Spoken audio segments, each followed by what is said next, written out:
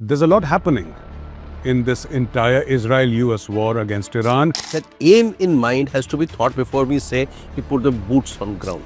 There is no regime change been done like that. So, see, it's very difficult to detach yourself. So when they said regime change, obviously, sir, Donald Trump was expecting, and the Americans largely were expecting, that the Iranians would rise up in revolt and take over everything, take over the institutions. Now, he doesn't see that happening, and it's going to be the fourth day. Had lost his right arm in 80s, in a blast. And this is a cancer survivor. 10 years ago, he had a cancer of prostate. He was operated on it. So, in his 86, 87, he's not going to live for long. The second tier, third tier, fourth tier has been decided from provincial level to right on top. Khaja Asif, the defense minister, really tom-tommed this entire thing that we are brothers, we are Islamic brothers. Pakistani government has come out saying that we do not support American action in Iran. That agreement stands, but I don't think the agreement can be executed at this juncture.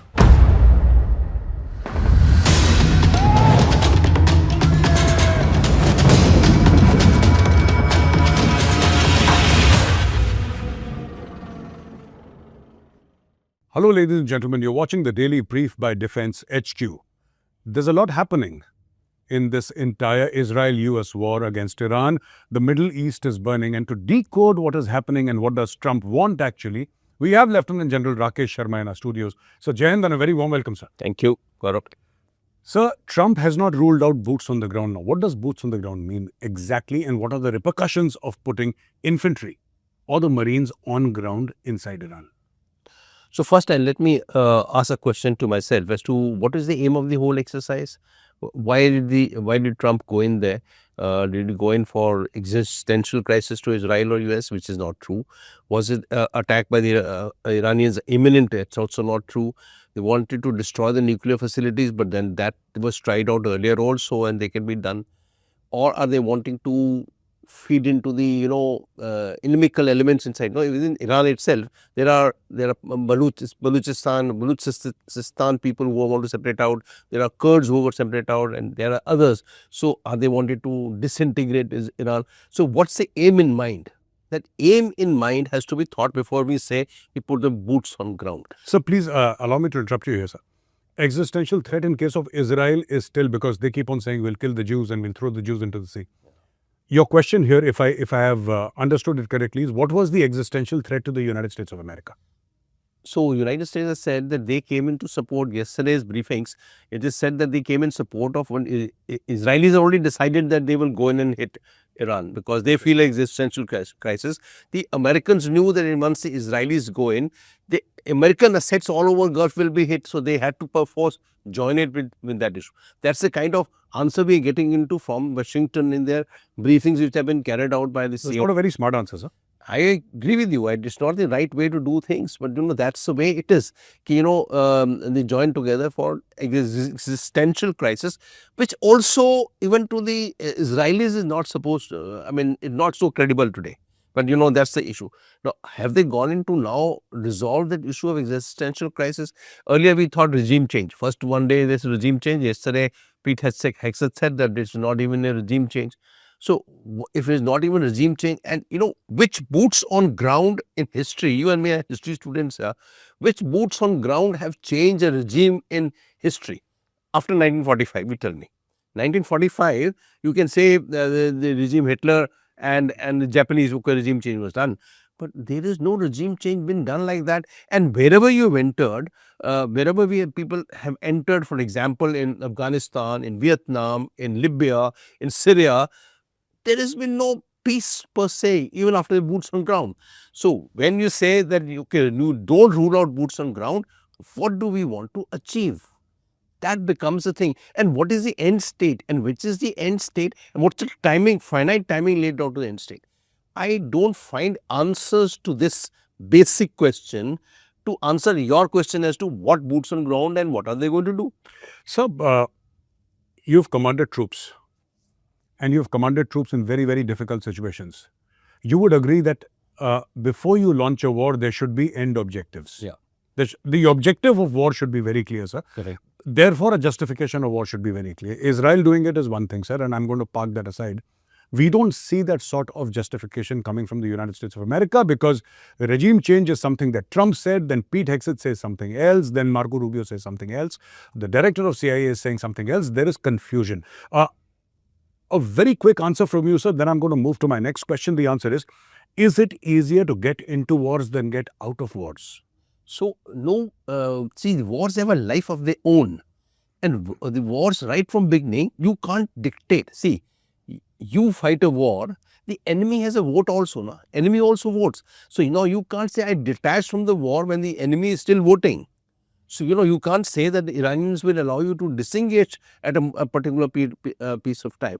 The Ukrainians have not allowed Russians to disengage in 4 years. And you've seen even Hamas, which has been so devastated, there are still actions being carried out by Hamas. And, you devastated Hezbollah, and still Hezbollah is firing rockets against them. So, see, it's very difficult to detach yourself once you get into a war. And wars have gotten, is phenomena. And also, they're cultural countries. These are sociological issues. This is nationalism issues. Persia is a civilisational state, and they fight for their thing. So to say that the end state, and presently I agree with you, there is nothing finite said about what is going to be the end state. That becomes a problem in debating this issue further. So when they said regime change, obviously, sir, Donald Trump was expecting, and the Americans largely were expecting, that the Iranians would rise up in revolt and take over everything, take over the institutions. Now, he doesn't see that happening, and it's going to be the 4th day. He doesn't see that happening. Is this where this boots on ground theory came up? Because in the end, sir, like we say in case of all wars, if you have to achieve a certain objective, there has to be the infantry there. There has to be the infantry soldier, boots on ground, holding a rifle. Then that area belongs to you. Otherwise, it does not, sir. You can have artillery shelling throughout the year. You can have the armored corps. You can have fighter jets bombing. But in the end, if you don't have the infantry soldier, somebody to capture ground, the ground certainly is not yours. In this case, my question to you is, sir, do you think that they expected as soon as they killed Khamenei, there would be an upsurge and the Iranians would take over all the buildings and say that here is a revolution like the one in 1979, a fresh revolution? They don't see that happening immediately. And the next thing is, we need to put troops on the ground because somebody has to clean up the mess. So it is, you see, that's not understanding how the systemic of Iran was created. They created layers and layers of governance. So they understood, see, the Ayatollah had lost his right arm in 80s, in a blast. And he has, this is a cancer survivor. 10 years ago, he had a cancer of prostate. He was operated on it. So in his 86, 87, he's not going to live for long. The second tier, third tier, fourth tier has been decided from provincial level to right on top. There is systemic already created. You change a regime, the next layer is already pre-decided because they have been suffering for last 3 to 4 decades. You just can't say regime change and regime change done. Then secondly, there are 2 lakh on IRGC people, which is spread all over the country. They are revolutionary guards. There are people, I am not saying the Ayatollah regime, Iranian regime was not fierce and harsh to the people. They may be there. There may be large number of people who are not happy with the Iranian regime, but that doesn't mean that they want external help to change the regime. It's not a country of colored revolution type. It's not a country. So that is one issue here. I would say that if you put, it's a very large country, to put boots on ground to a very large civilizational state is not a simple job.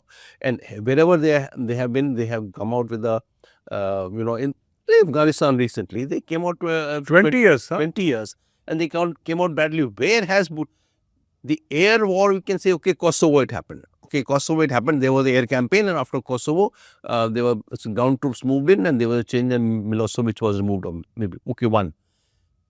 But that's a small country, small area. Iran has got very large country. Iran is massive, sir. Very massive. And to say that your troops have gone to capture what, Tehran or Qom or any one of these big cities, it's a historical area. I don't think, though it has been said yesterday and I followed the news, I personally don't venture into debate on further saying that they will be able to put boots on ground. I don't think it is very possible. Not a smart idea given their history also, sir. Also, look how much time it took us to 2003 when George Bush went into Iraq. Sure. The quantum of force required to move into Iraq, which is as big a country, and the time taken to build that kind of force and the effort taken, and the same airfields have to be used from Doha to Qatar to Oman, Bahrain, Saudi Arabia. Same airfields will have to be used, which are now being targeted by all the kinds of drones possible.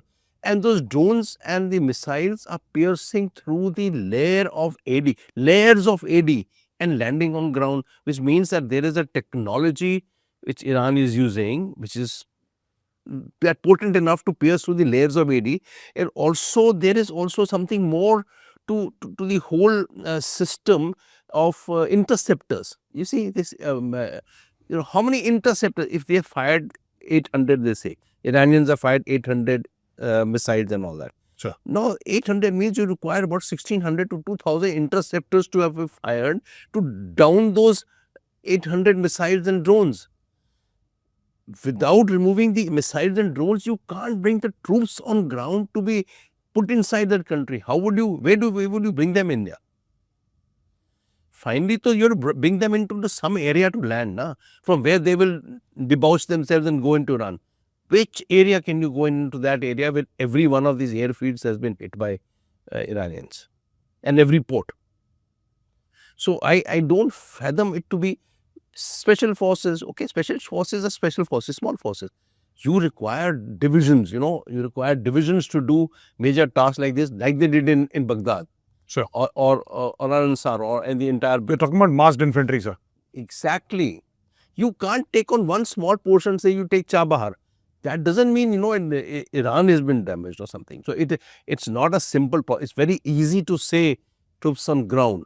We who fight with troops on ground, we know when a strike corps, to get a strike corps getting down to doing this task in exercises is Herculean.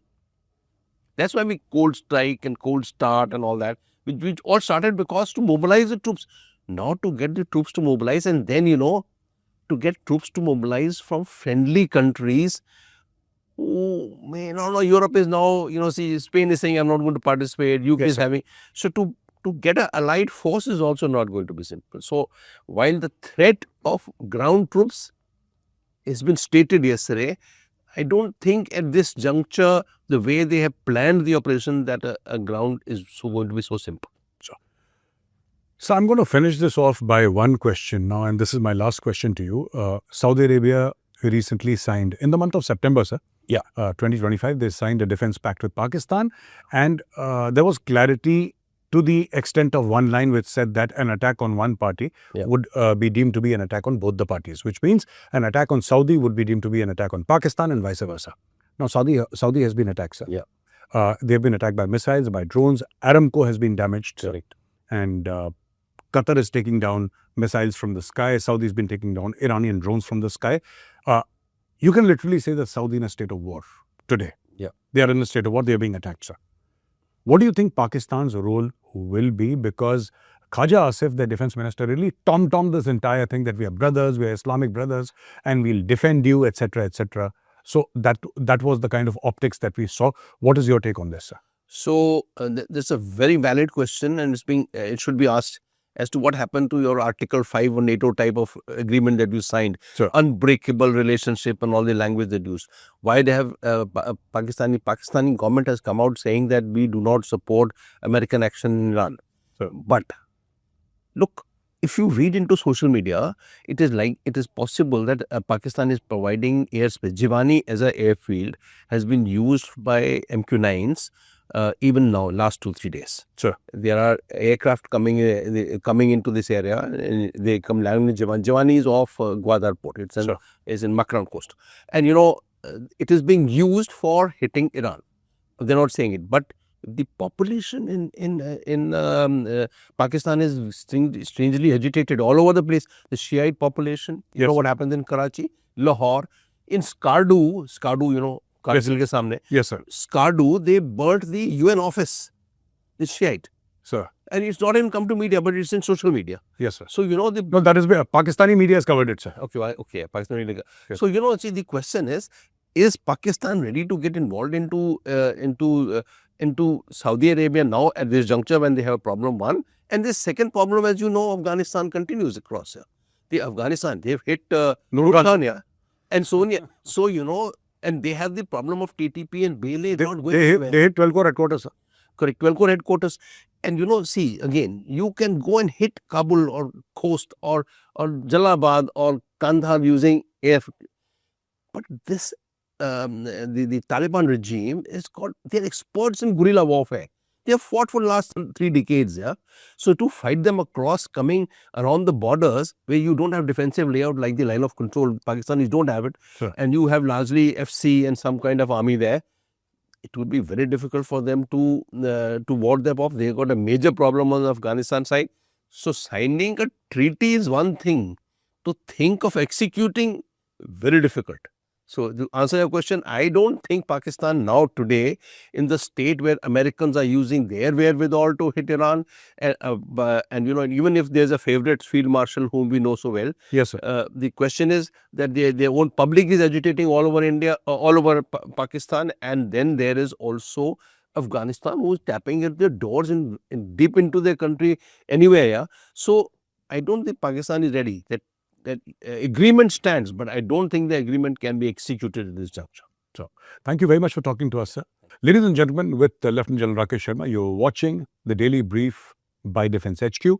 Thank you very much for watching, and I'll be back again with another special guest. Till then, Jai Hind.